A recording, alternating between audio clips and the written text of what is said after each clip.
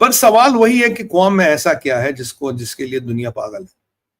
देखिए, कौम के अंदर है IR-1 और IR-6 सेंट्रीफ्यूग्स। IR-1 जो है ये पुराने सेंट्रीफ्यूग्स है, IR-6 लेटेस्ट सेंट्रीफ्यूग्स है। और कौम में वो होता है जो न्यूक्लियर बम को अल्टीमेटली बनाता है। कौम एक Fordow, I am slip of tongue, कौम if I get bit, Fordow में, क्योंकि जगह का नाम जगह कौम है और अंदर है फर्दों। फर्दों में वो होता है जहां आप 60% एनरिच यूरेनियम को लाते हो और इसको आप 90% तक एनरिच करते हो। वो जो खेल है, जो लास्ट का स्टेज है, वो फर्दों में होता है। इसीलिए जो IR-1 थे पुराने सेंट्रीफ्यूग्स, इसलिए IR-6 ईरान ने एक्वायर किया। अब कहां से किया, नहीं किए, संभवतः चाइना से की। इन सेंट्रीफ्यूग से एक इनकी स्पीड ज्यादा, इनकी एफिशिएंसी ज्यादा है, और ये माना जाता है कि अगर आपके पास 60% एनरिच यूरेनियम है, उसको 90% यानी कि बम के लिए जो एनरिचमेंट चाहिए न्यूक्लियर बम के लिए, वो आप करीब करीब 14 दिन में कर सकते हो, प्लस माइनस 10 दिन मान लीजिए, यानी कि 4 हफ्ते में मोटा मोटा आप उसको एनरिच करके 90% पे ले जाते हो। जब 60% होता तो U-235 आइसोटोप होता, उसको आप एनरिच करके 90% तक ले जाते हो। ये फैसिलिटी केवल फर्दों में है, ये नेटन्स में नहीं है, ये अश्वखान में नहीं, ये केवल फर्दों में है। इसीलिए Fordow becomes the most important site to be dismantled. अब आप बोलोगे कि क्या फर्दों में ये एनरिच यूरेनियम है? I'll quote you, I think 22nd November 2023, international atomic energy agency, UN watchdog, उसने बोला है कि यहाँ 40 से 60 किलो एनरिच्ड यूरेनियम, जो 60% एनरिच है, यहाँ रखा है। तब से लगभग 1.25 साल हो गया। तो मान लीजिए आज यहाँ 100-200 किलो करीब यूरेनियम है। कुछ जो इनके पास एनरिच यूरेनियम था 408 किलो, कुछ इन्होंने फर्दों में डाल दिया हुआ, कुछ इन्होंने यमन भेज रखा, जो मेरा अनुमान है, जिसमें हमने एक शो भी किया था, और कुछ इधर उधर इन्होंने इधर उसका छुपा रखा और डिसमेंटल कर रखो। अब फर्दों के अंदर 300 लोग कभी भी काम करते हैं, जिसमें से 100 ए साइंटिस्ट हैं। तो टेक्निकली जो इसका सेंट्रल हॉर है, जहां ये सेंट्रीफ्यूग्स लगे हैं, वहां तक पहुंचना किसी भी बंकर बस्टर के लिए आसान नहीं है। अब इजराइल का क्या गेम प्लान है, तो अब आप समझ गए होंगे, जब तक फर्दों नहीं जाएगा तो ईरान का न्यूक्लियर ड्रीम नहीं जाएगा। ये फिर काम करेंगे।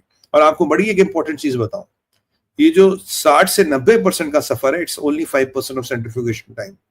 मान लीजिए आपको 10 महीने लगते हैं 0 to 60 पहुंचने में, 60 to 90 पहुंचने में केवल 15 दिन लगेंगे आपको। It's only less than 5% of the time. ये आपको समझाना जरूरी है, क्योंकि अब सुमित वीर शो में आएंगे तो भाई तख्ते और तर्कों के साथ बात होगी। मैं अपने वो बाबा आजम के आउटडेटेड आइडियाज पे बात नहीं करता, जो मैंने कहीं से व्हाट्सएप पे पढ़े थे। काफी लोग ऐसे जो ऐसे बात करते हैं, धागे खोल दिए, कपड़े फाड़ दिए, वो सब नहीं होता यहाँ पे। तो अब ये जो है कि ये जो अब देखिए जो सेंट्रीफ्यूग्स हैं, तो इनको ध्वस्त करना बहुत जरूरी है। इनके अंदर मेरे हिसाब से आधा यूरेनियम पड़ा, 3-4 एटम बम बनाने का सामान है, या संभवतः 90% एनरिचमेंट हुआ भी है, कोई इनके पास वहां रखा है। This also a possibility. तो इसलिए बेंजामिन नेतन्याहू का फोकस है फर्दों फर्दों फर्दों। और कल उन्होंने कहा कि भाई जब तक ईरान के मिसाइल्स को, ईरान की न्यूक्लियर कैपेबिलिटीज को, और ईरान में जितने भी जहादी है, जब तक मैं इनको डिसमेंटल नहीं करूंगा, तब तक ईरान की वापस आने की क्षमता को मैं नहीं रोक पाऊंगा। फर्दों के आसपास रशियन एयर डिफेंस सिस्टम लगा है, राइट, पर अभी ईरान, इजराइल के जेट और ड्रोन्स उस एरिया के ऊपर घूम रहे हैं। क्वाम सिटी के ऊपर घूम रहे हैं, श्राइन के ऊपर घूम रहे हैं, फर्दों के ऊपर घूम रहे हैं। मतलब एयर रेजिस्टेंस कुछ बचा नहीं है, हो सकता कुछ भी चालू। अब सवाल 2 है, how do you dismantle this site? आपके पास 2 विकल्प है। इधर America gives you B4 with GBU-75। अब बोलोगे उसकी तो 61 मीटर रेंज है, that is reinforced concrete, and they can also use 1 or 2 more GBU-28, जिससे थोड़ा डैमेज होगा कोर, उसके बाद they can put a GBU-58। वो टेक्निक्स होती है।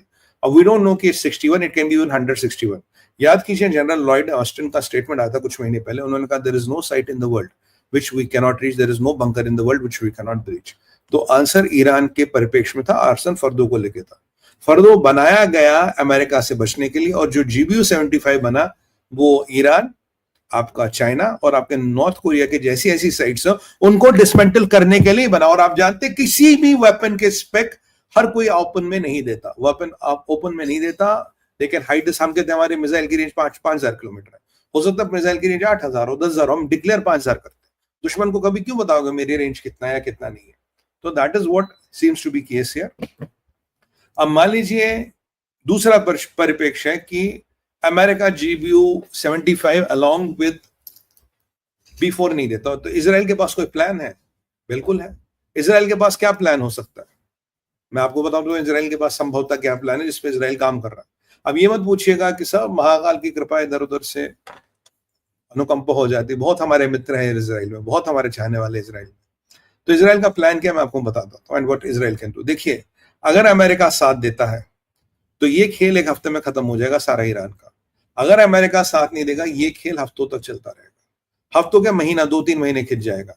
पर ईरान में रेजिम चेंज होना पक्का है, ईरान में ये रेजिम जाएगी, ये रेजिम का जाना 100% श्योर है। मैं आपको आज लिख के दे रहा हूँ, I can give you writing. और मैंने कल जयपुर डायलॉग्स में भी बोला था ये रेजिम जाएगी, नई रेजिम आएगी। वो कुछ कह रहे थे ना, नहीं इंडिया ने बोला इसी रेजिम को, देखो भैया American friendly regime most probably वहां आएगी। रशियंस की इतनी वहां चलती नहीं, चाइना की इतनी चलेगी नहीं, अमेरिकन फ्रेंडली रेजिम ही आएगी जो अमेरिका का पपेट होगा, जो भी होगा। बट ये मुल्ले, rabid mullahs will be gone, that is for sure. So this is going to happen there. ना अब सवाल है व्हाट इज द इजराइल का ऑप्शन? इजराइल के पास GBU 28 है। अब देखिए GBU जो आपका GBU 75 है, ये 14,000 किलो का बम है, इसका वेट 14,000 किलो। और GBU अगर मैं 28 की बात करूं, इसका वेट 2,200 किलो है। खुद सोचिए, मारक क्षमता कहीं ना कहीं वेट मारक क्षमता को दर्शाता है। तो that is a much advance weapon, that is a much advance bomb then this one what we are talking about here. Now what is the Israel का ऑप्शन क्या है? इजराइल के ऑप्शन स्ट्राइक प्रोटोकॉल याद कीजिए, उसके 4 मैंने आपको stage बनाए थे, मैंने कहा 5वां वेरिएबल है। अगर अब मैं फिर रिपीट नहीं करूंगा because I will going back to the old. अगर आपने हिंदी देखा तो स्ट्राइक प्रोटोकॉल वाला देखिए, स्ट्राइक प्रोटोकॉल अल्फा वो देखिए। तो what is the option? Option ये है कि पहले आप, अगर आप इसकी सैटेलाइट इमेजरी को देखें और स्टडी करें, इसमें 4 टनल्स हैं और एक वेंट है जो दिखते हैं, जो आप भी आज आप देखेंगे तो आपको भी दिख जाएंगे, 4 टनल्स और एक वेंट। इजराइल का गेम प्लान सारा इसके पास है, ये वही करेंगे जो नेटेंस में किया था। They will go with the same route. अंदर 300 लोग हैं, एयर डिफेंस सिस्टम चलता नहीं है। तो इजराइल का अब अकेले का प्लान आपको बताता हूं। What are they going to do? They are going to go and bomb the periphery. तो पेरिफेरी की बॉम्बिंग होगी तो बाहर से कोई नहीं आएगा। मोसाड की teams will go, they will dismantle radars and they will try to dismantle communication gear. ठीक है, फिर you will use this GPU 27 पे वे, जो ऊपर जो थोड़ा कमांड एंड कंट्रोल सेंटर्स है, इन पे थोड़ा वो आघात करेंगे। Then you will use GBU 28 to block the tunnels and ventilators, and ultimately you will cut the power of the centrifuges. जैसे आप पावर कट करोगे, सेंट्रिफ्यूज कट करोगे, तो the site will choke in itself. The site will choke, but dismantle नहीं होगी। Site चोक होगी, महीनों के लिए एक्सेसिबल नहीं होगी। रेडिएशन कंटेमिनेशन हो भी सकता, नहीं भी हो सकता, because the site is quite deep. Natanz में हो गया था, साइट इतनी डीप नहीं थी, 18 से 23 मीटर कुल डीप थी। यहाँ साइट बहुत डीप है, तो यहाँ रेडिएशन कंटेमिनेशन होगा नहीं होगा, बट जो अंदर लोग हैं वो गए, वो नहीं निकलेंगे। So you will kill end up killing 300 people. तो it will be a decisive body blow, जिससे आप कुछ महीना या कुछ साल इस चीज को पीछे लोगे। और अगर आपने डिसमेंटल कर लिया तो ईरान का न्यूक्लियर प्रोग्राम खत्म। ईरान का न्यूक्लियर प्रोग्राम खत्म, और ये कम से कम 20 से 30 साल पीछे गए, और 30 साल बाद ये बम नहीं बना पाएंगे। मिडिल ईस्ट में power equations would have permanently changed and they are changing. So this is what the Israeli will choke the site. The Israeli plan will be to choke the sites, cut the tunnels, cut the vents, cut the power, cut the comms, and let people be buried there. And if you're lucky, the radioactive contamination happens.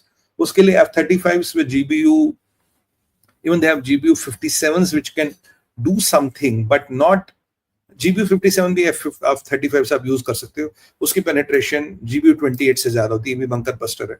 So a combination of GB 27, 28 and GBU 57 is the route what they will take, in my opinion. That is how they are going to do it, along with the Mossad का जो strike force अंदर होगा, जो वो ground level पे काम करेगा, जो उनके स्ट्राइक प्रोटोकॉल का पार्ट है। नहीं तो अगर B4 मिल गया GBU 75, फिर तो 2-1 बम डाल दो, काम खत्म। 100% the centrifuges will be destroyed and the site will be permanently contaminated.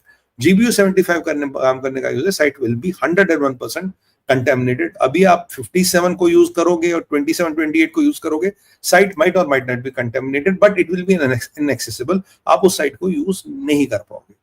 तो ये एक बड़ा निर्णायक दौर है। मैंने आपको बोला था 5-7 दिन में इस लड़ाई का फैसला होना, इधर जाएगी वहां जाएगी। सो एक बड़ा निर्णायक दौर है। This is what Israelis plan is. तो क्या ट्रंप अब अपना B4 देंगे, या Israeli will go there own way and they will try to dismantle it on their ways. ऐसे ही डिसमेंटल में टाइम लगेगा, पर वैसे डिसमेंटलिंग में बहुत जल्दी हो जाएगी। तो ट्रम्प जो कह रहे हैं तो डील कर लो, मैं डिसमेंटल करूंगा, पर बेंजामिन नेतन्याहू इस मोड में जी सबको डिसमेंटल करना है। We don't have to leave anything to proxies, missiles और न्यूक्स, तीनों को मेरे को खत्म करना है। एंड दोस रो कमांडर्स, सो 4 लोग, प्रॉक्सीज, मिसाइल्स, डिपोज वगैरह जो भी है, न्यूक्स और वो जो रो कमांडर्स है, सबको खत्म करना है। बाय द वे IRGC का जो नया कमांडर अनाउंस हो तो इजराइल ने कहा बहुत जल्दी हम इसको खत्म कर देंगे। और कल मैंने आपको बताया खामेनी के लिए बेंजामिन नेतन्याहू कह रहे हैं कैसे कि इसको मारने से लड़ाई एस्केलेट नहीं होगी, इसको मारने से लड़ाई खत्म हो जाएगी। तो ये एक इजराइल का माइंडसेट बन गया। तो खामेनी की घंटी बज गई और इन्होंने बोल ही दिया कि खामेनी का दिमाग हिल गया, Khamenei is losing mental balance, क्योंकि इसके आसपास के सारे मर गए, ये पागल हो गया है। तो ऐसा डिक्लेयर वो कर सकते हैं।